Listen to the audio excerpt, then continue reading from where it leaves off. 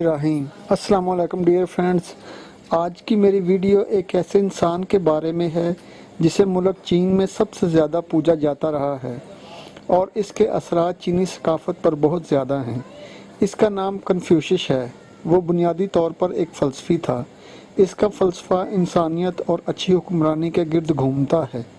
वो समझता था कि अगर कोई हुकूमत आवाम को सुकून नहीं पहुंचा सकती तो उसे ख़त्म हो जाना चाहिए। वो 551 कबल मसीह में पैदा हुआ। इसका वालिद बचपन में ही फौत हो गया था। इसने अपनी अमली ज़िंदगी का आगाज़ एक मामूली सरकारी नौकरी से किया। चंद बरसों बाद इसने इस काम से इस्तीफ़ा दे दिया। अगले 16 साल इसने तालीम व तबलीग में गुजारे। उसे पैरोकारों की एक बड़ी जमात नसीब हुई। जब वो 15 बरस का था तो बादशाह लियू ने उसे एक ओहदा पेश किया। ताहम 4 साल बाद ही दरबारी शासकों ने न सिर्फ उसे बर्खास्त करवा दिया बल्कि जिला वतन भी करवा दिया। इसने अगले 13 बरस एक खाना बदोश उस्ताद की हैसियत से गुजारे। अपनी ज़िंदगी के आखिरी 5 सालों में वो अपने आबाई वतन वापस लौट आया था। उसने एक शादी की, उसमें से 4 बच्चे थे, मगर उसने अपनी बीवी को तलाक दे दी। 479 कबल मसीह में इसका इंतकाल हुआ। कन्फ्यूशियस को एक मजहबी बानी की हैसियत से जाना जाता है, मगर ये बात सच नहीं है। इसने किसी मज़हब की बुनियाद नहीं रखी बल्कि पहले से मौजूद एक मज़हब का प्रचार किया। मगर ये बात बहुत कम लोगों को इल्म है कि इसने कोई नया मज़हब ईजाद नहीं किया बल्कि पहले से मौजूद मज़हब का प्रचार किया। वो खुदा को नहीं मानता था और ना ही खुदा के बारे में बात किया करता था। वो क़यामत और जन्नत जहन्नम पर भी ईमान नहीं रखता था। वो एक बेदीन फ़लसफ़ी था जिसका सारा फ़लसफ़ा इंसानियत के गिर्द घूमता था। कन्फ्यूशियस के नज़दीक 2 इंतहाई अहम बातें जैन और ली हैं। अजीम इंसान इन्हीं से रहनुमाई हासिल करते हैं।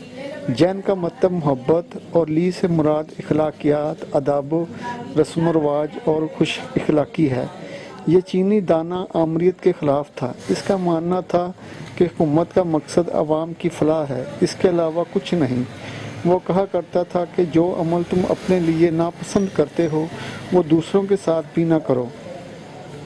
इसके अफकार इसकी ज़िंदगी में ज़्यादा तेज़ी से के साथ नहीं फैले, मगर इसके मरने के बाद इसके अफकार चीन में तेज़ी से फैलते गए। ताहम 221 कबल मसीह में जब चीन पर चई इन ख़ानदान की हुकूमत थी, ख़ानदान ने कन्फ्यूशियसिज़म को ख़त्म करने की सर तोड़ कोशिश की और हाल को माजी से यकसर ख़त्म कर दिया।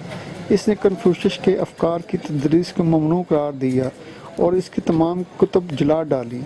इनकी ये कोशिश नाकाम साबित हुई। कुछ सालों बाद जब चई इन ख़ानदान का ज़वाल शुरू हुआ तो इसके मुबल्लिगीन को दोबारा कन्फ्यूशियसिज़म का प्रचार करने का मौका मिला। अगले हान ख़ानदान ने कन्फ्यूशियसिज़म को सरकारी मज़हब के तौर पर कबूल कर लिया।